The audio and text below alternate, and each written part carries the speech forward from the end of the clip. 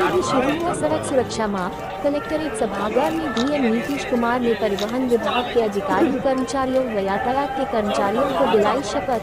करेंगे यातायात के नियमों का पालन, घायलों की करेंगे मदद, लोगों को यातायात के नियमों के पालन में करेंगे जागरूक। कलेक्ट्रेट परिसर से डीएम नीतीश कुमार व आरटीओ प्रवर्तन रितु सिंह ने हरी झंडी दिखाकर प्रचार रथ को किया रवाना। 4 फरवरी तक प्रचार रथ लोगों को करेगा जागरूक, यातायात के नियमों को लेकर करेगा जागरूक। दुर्घटना कम हो इसके लिए चलाया जाएगा अभियान। स्वर्गीय श्रीयुत प्रभात सिंह की प्रथम पुण्यतिथि पर ब्लॉक प्रमुख प्रतिनिधि शिवेंद्र सिंह के नेतृत्व में पूरा बाजार स्थित मढ़ना गांव में विशाल कंबल वितरण व प्रतिभा सम्मान समारोह का आयोजन किया गया।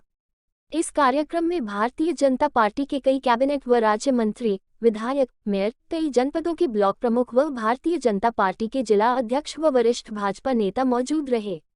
इस कार्यक्रम में मुख्य अतिथि के तौर पर परिवहन मंत्री दयाशंकर सिंह रहे।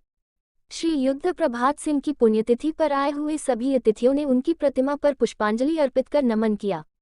वहीं इस कार्यक्रम में शिरकत करने पहुंचे सभी अतिथियों का शिवेंद्र सिंह बुके देकर व शाल ओढ़ाकर और रामलीला का चित्र देकर सम्मानित किया। इस कार्यक्रम का मेन उद्देश्य पूरा बाजार के ब्लॉक प्रमुख प्रतिनिधि शिवेंद्र सिंह व गन्ना समिति के चेयरमैन दीपेंद्र सिंह के पिता श्रीयुत प्रभात सिंह की प्रथम पुण्यतिथि के अवसर पर 15,000 गरीबों असहाय लोगों को कंबल वितरण व पूरा ब्लॉक के ग्राम सभा में हाई स्कूल में अच्छे अंक लाने वाले टॉपर छात्र छात्राओं को साइकिल वितरण कर प्रतिभा सम्मान पत्र दिया गया। वही ब्लॉक प्रमुख प्रतिनिधि शिवेंद्र सिंह ने बताया कि हमारे पूज्य पिता श्रीयुत प्रभात सिंह की प्रथम पुण्यतिथि के अवसर पर यह कंबल वितरण व साइकिल वितरण और प्रतिभा सम्मान समारोह का आयोजन किया गया है। अब यह कार्यक्रम हर वर्ष किया जाएगा। कंबल वितरण का कार्यक्रम पिछले कई वर्षों से हो रहा था, लेकिन हमारे पिताजी की प्रथम पुण्यतिथि के अवसर पर अब यह कार्यक्रम हर वर्ष 5 जनवरी को होगा। वही ब्लॉक प्रमुख प्रतिनिधि शिवेंद्र सिंह ने अपने स्वर्गीय पूज्य पिताश्री के चरणों में श्रद्धांजलि अर्पित कर नमन किया और संदेश दिया कि सभी को समाज सेवा में आगे बढ़ चढ़कर भाग लेना चाहिए और सामाजिक कार्य करना चाहिए। ईश्वर का आशीर्वाद है, कितना बड़ा काम करने का हम लोग को उन्होंने बल दिया है। ऐसे 15,000 लोगों को जो इस कड़कती ठंडी में जो उनके कंबल से ठंडी रोकने का काम करेगी, और ऐसे 100 बच्चे जो हाई स्कूल में अपने गांव में प्रथम आए हैं, ऐसे होनहार बच्चों को साइकिल दी जा रही है। ईश्वर का आशीर्वाद है कि लगातार प्रतिवर्ष हम लोग को ऐसे काम करने की ताकत देते हैं। कार्यक्रम में मंत्री भी आए हैं, कई उत्तर प्रदेश सरकार के मंत्री आए हैं और भी कई मंत्री भी आने वाले हैं और इसका प्रोग्राम लगातार चलता रहेगा। एमएलसी साहब को बुलाइए जरा। एमएलसी साहब को क्या संदेश देना चाहेंगे आप? संदेश देना चाहते हैं कि नौजवान युवा जो भी इस तरह का काम करेंगे, भगवान उनको ऐसी शक्ति देगा कि ऐसे बड़े पैमाने पर लोग काम कर पाएंगे। बहुत धन्यवाद। हर वर्ष 5 तारीख को आपने डिसाइड किया है? अब हर वर्ष 5 तारीख को कार्यक्रम लगातार होता रहेगा। बहुत धन्यवाद। बाबूजी का नाम लेके आपने जोड़ा है, बाबूजी के बारे में बोले। हमारे पिताजी हम लोग को ऐसी सेवा करने के लिए, ऐसे इसके लिए प्रेरणा देते थे और मैं उन्हीं के नक्शे कदम पे चल के आज यहाँ तक पहुँचा। बहुत अयोध्या में महाकुंभ लगा हुआ है। महाकुंभ इसलिए कहा, कुंभ इसलिए होता है सर्वे भवन्तु सुखिनः सर्वे सन्तु निरामया, विश्व बंधुत्व और वसुधैव कुटुंबकम के भाव से सनातन संस्कृति कार्य करती है।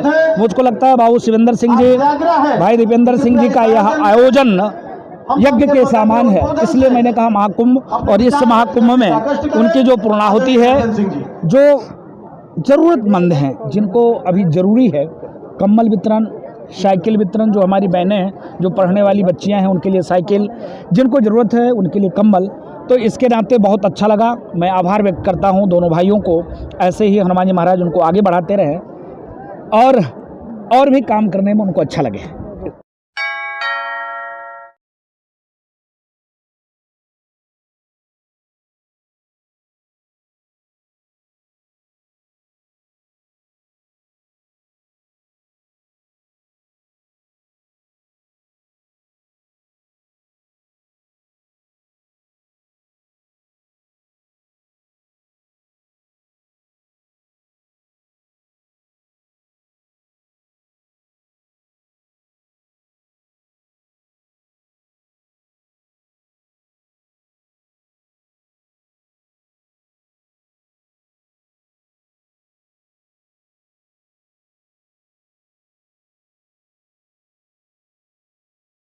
उनकी कृपा से, नहीं तो ये तो सुप्रीम कोर्ट में सुनवाई ही नहीं होती। उनका दखल कह रहे हो? देश के सम्मान के लिए काम करने वाला खून है वो। वो देश के सम्मान की रक्षा के लिए काम करने वाला खून है, अमित शाह नहीं है वो। 1 जनवरी जो कहा है वो पक्का है। अरे 1 जनवरी क्या, जो भी मुहूर्त निकलेगा करेंगे। कि प्राण प्रतिष्ठा जब होगी तो उसकी व्यवस्थाएं कैसी हों, प्राण प्रतिष्ठा का स्वरूप क्या हो। आज ये बहुत लंबा विषय था, इसलिए सब लोगों ने कहा कि अगली बैठक में इस पर हम चर्चा करेंगे। आज ये विषय सबको सोचने के लिए छोड़ दिया गया है कि दिसंबर में भी प्राण प्रतिष्ठा हो सकती है। दिसंबर में सूर्य उत्तरायण है, लेकिन 21 दिसंबर के बाद दक्षिणायन के नक्षत्र प्रारंभ हो जाते हैं और ये भी विचार था कि दक्षिणायन पूरा हो जाना चाहिए। तो 14 जनवरी के बाद कौन सा सबसे पहला मुहूर्त आता है उसको देखें। अयोध्या जिले के पूरा ब्लॉक के मरना गांव के पूरा ब्लॉक प्रमुख उषा सिंह के दिवंगत पति के प्रथम पुण्यतिथि के आयोजित कार्यक्रम में परिवहन मंत्री दयाशंकर सिंह ने शिरकत की। इस दौरान उन्होंने लाभार्थियों को साइकिल वितरित की। कार्यक्रम के दौरान मीडिया से मुखातिब होते हुए मंत्री दयाशंकर सिंह ने कल 6 जनवरी से प्रयागराज में शुरू हो रहे माघ मेले को लेकर कहा कि माघ मेले के लिए प्रदेश में 2800 बसें लगाई गई हैं और सभी क्षेत्रीय प्रबंधकों को निर्देश दिए गए हैं अतिरिक्त बसों की व्यवस्था रखें। जिस तरह से बसों की डिमांड बढ़ेगी, यात्रियों की संख्या बढ़ेगी, उसी तरह से और भी बसें माघ मेले के लिए लगाई जाएंगी। उन्होंने कहा सभी डिपो पर माघ मेले के लिए अतिरिक्त बसें, किसी भी श्रद्धालुओं को आवागमन की असुविधा नहीं होगी। तो वहीं कांग्रेस राहुल गांधी की भारत जोड़ो यात्रा को लेकर मंत्री दयाशंकर सिंह ने सवाल उठाया है। उन्होंने कहा कि क्षमा याचना या प्रायश्चित यात्रा निकालते तो बेहतर होता है। राहुल गांधी की यात्रा गलत समय पर निकली हुई है, इस यात्रा का कोई आवश्यकता नहीं है। देश बहुत मजबूत है। पीएम नरेंद्र मोदी के नेतृत्व में देश पूरी दुनिया में ताकतवर हुआ है। जब दो देश आपस में युद्ध कर रहे हो और तिरंगा पहुंचने पर युद्ध विराम हो जा रहा है, G20 का नेतृत्व करने का अवसर भारत को मिला है।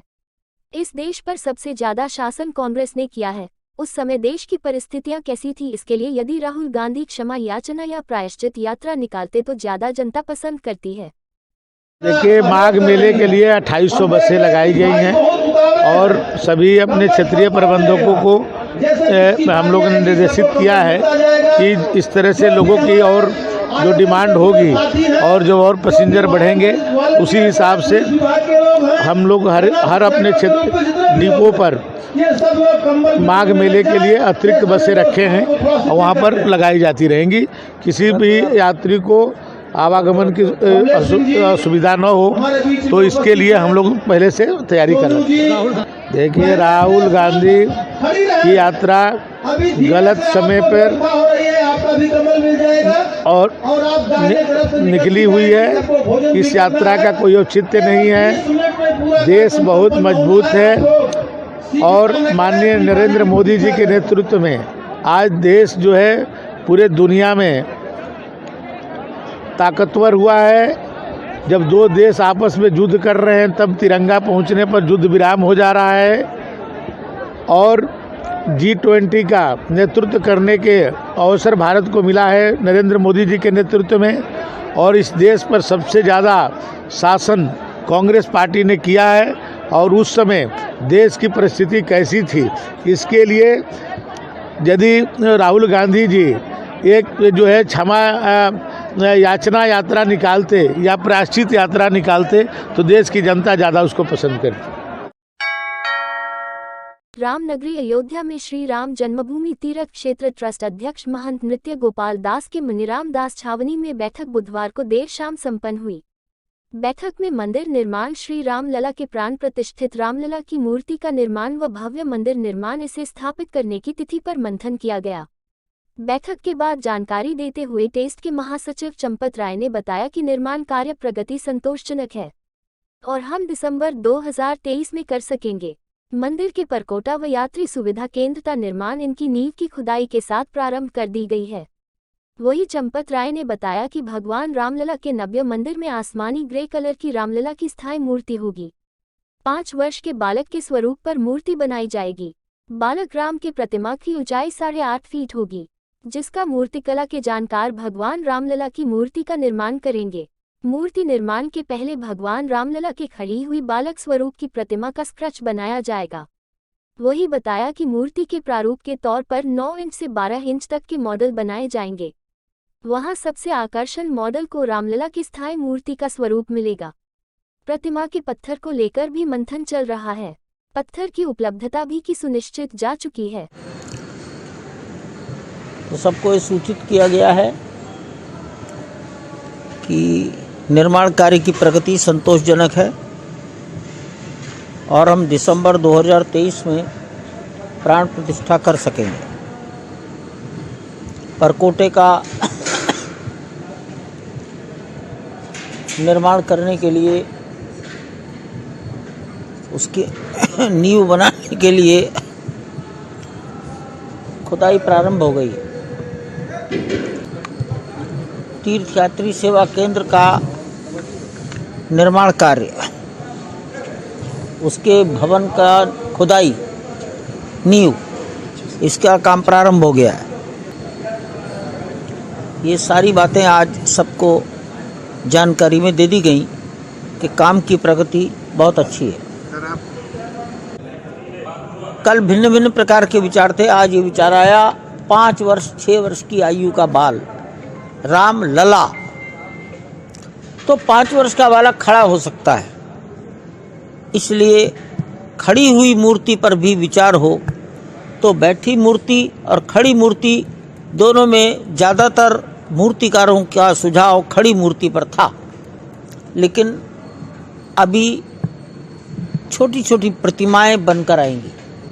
छोटी प्रतिमा का अर्थ है 9 इंच 12 इंच की छोटी छोटी प्रतिमाएं आएंगी।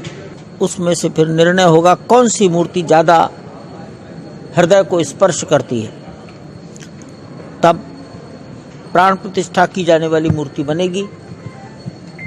इतना ध्यान रखा जाएगा कि सूर्य का तिलक रामनवमी पर लगे। उसकी ऊंचाई वैज्ञानिकों ने जो निर्धारित की है लगभग 8.5 फीट ऊंचाई, उसका तालमेल बैठाएंगे। आज की बैठक का ये भी एक निर्णय है।